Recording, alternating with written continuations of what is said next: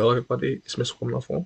This is my part 3 to the solo Mrwebnvel series. Hopefully you guys enjoy it. Let's get straight into it. Alright then, so obviously surprised by the voice, JINWOO is startled and turns his head in the direction of the voice. Before he can speak, he hears the voice speak again about how they are sorry for disturbing him, but are on a hurry and can't wait any longer. He sees two black men. Why did I say black man? I meant to say he sees two men in black suits walking towards him, seemingly appearing out of nowhere, as if they used some jitsu. Pause for a minute.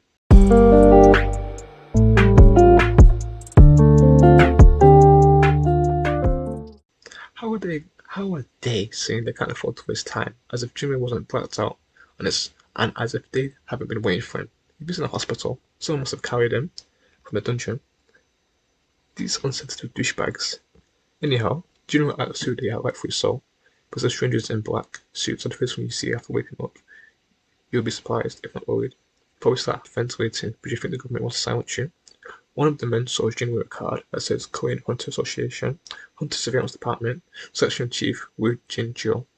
What kind of one title was that? If there were a few L's and S's, my lisp and stutter would have been having a field trip.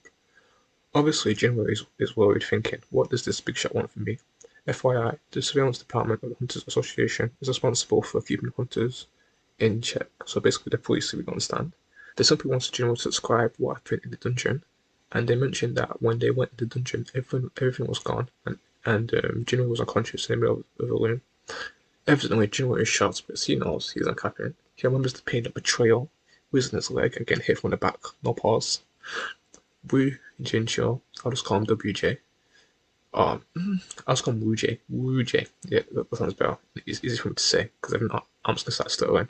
Yeah, so Woo J says they believe that there were monsters in that room, as they received statements from the survivors and found the deceased group members.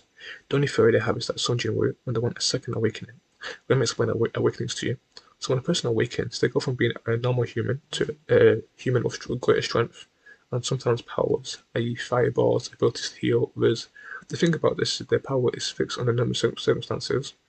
The only way to increase their power is under abnormal circumstances or reawakening, as it sounds like they awaken again and still have a limit, but it is much higher than before. For example, take Sun Jin-woo, the weakest E-rank hunter. If he reawakens, then he will go from being E-rank to D-rank or E-rank to C-rank, and any higher than that, it would be unusual.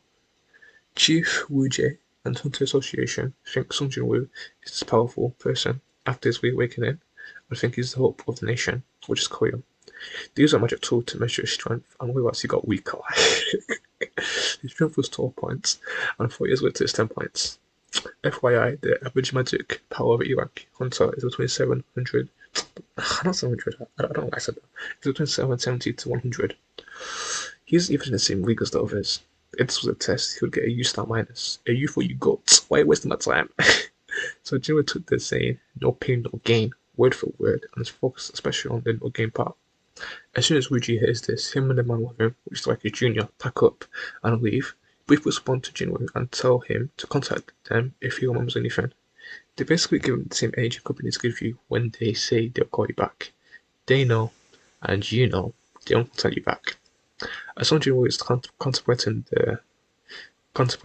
he sees words floating in front of him, and he thinks he's suffering from PTSD because he lost a few comrades in dungeons. Plus, he did lose a leg and, get screwed like a kebab, so things will add up, which, to be fair, makes sense since if you could see through walls, Zule, then you probably pinch yourself and think you're dreaming. He realizes everything he experienced was not fake, especially the voice in his head and the system in front of his face. He tries to open his messages, and shouts different words such as confirm message, chat message, view. As he's doing this, he hears a voice. What do you want to see so much? He startled to see his sister staring at him coldly. This guy's spider senses must be broken. He didn't notice when two men in black suits were in the room. Fair enough. But how did he not notice when his sister entered the room? His sister asks if he's okay, and he replies yes.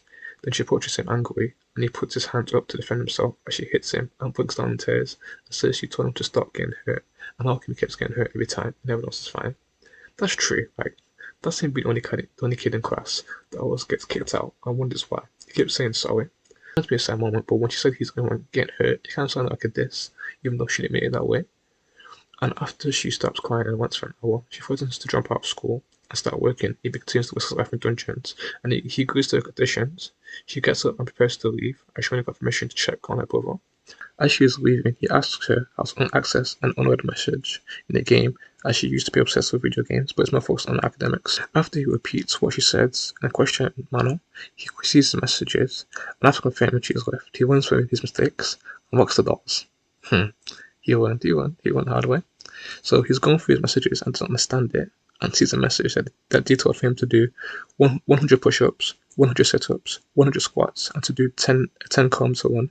And if he doesn't complete them, he has to complete a penalty quest. He thinks he's hallucinating, sighs, and sits back down on the bed. Some time goes by of him doing nothing, and decides to give it a go, since he has nothing better to do. After doing 100 push-ups, he doesn't notice any change besides his sore arm, and feels like he wasted his time. Due to his tiredness, he falls into a deep sleep. Time passes, and as it is 11:59:57, so basically 3 seconds to midnight, time keeps ticking, and as soon as it hits 12 at night, he receives a message saying that he failed the daily quest and will be moved to the penalty zone for a set period. Earthquake is the first thing that JINWOO thinks is happening as he wakes up from his sleep. He grabs the bed frame to stabilize himself, but as the shaking continues, the bed frame disappears, and he turns to the sand in his hand. Everyone in the hospital room continues to turn to sand. I'm laughing, but if you or I were in a situation, we would not be laughing at all. Personally, I'll probably do the 100 push-ups, sit-ups, and squats, but not the 10 kilometers one since it's a bit of a hassle itself. Never mind doing other exercises. The chapter ends with him realizing he's in desert. There are no sun, moon, or stars, just empty black space.